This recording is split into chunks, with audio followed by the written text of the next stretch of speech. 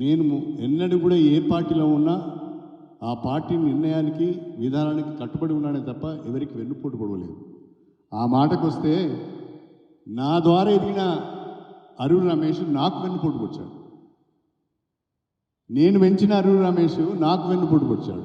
ఎందుకు అంటే BRS ticket ఆయనకి ఇవ్వమని అడిగాము. మేమందరం కూడా యునానిమస్గా బీఆర్ఎస్ టికెట్ ఆయనకే ఇవ్వమన్నాం. కానీ మా మాట వినుకుంటూ వెళ్ళిపోయాడు, టికెట్ తెచ్చుకున్నాడు. నీకు వెన్నుపోటు పొడవలే, నీకు అన్యాయం చేయలే, నీకే టికెట్ ఇవ్వమని చెప్పాము. కేసీఆర్ ముందట, రమేష్ ముందట, అందరి ముందట రమేష్కి టికెట్ ఇవ్వమని అందరం చెప్పాం.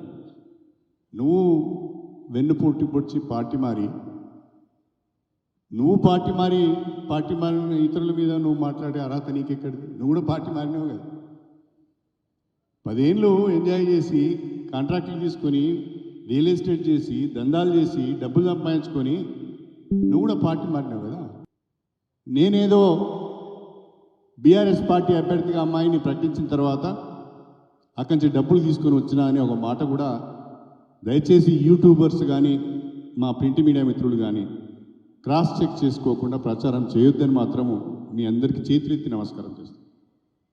నేను ఇవాళ ఛాలెంజ్ చేస్తున్నా, ఇప్పటికీ కూడా మీ దగ్గర సమాచారం ఉంటే ఒక కేసీఆర్, ఒక కేటీఆర్, ఒక హరీష్ రావు ఎవరైనా బయటికి వచ్చి పలానా రోజున శ్రీహరి గారికి డబ్బులు ఇచ్చినామంటే ఈ రోజునే మా అభ్యర్థిత్వాన్ని విరమించుకోవడానికి కూడా నేను సిద్ధంగా ఉన్నా.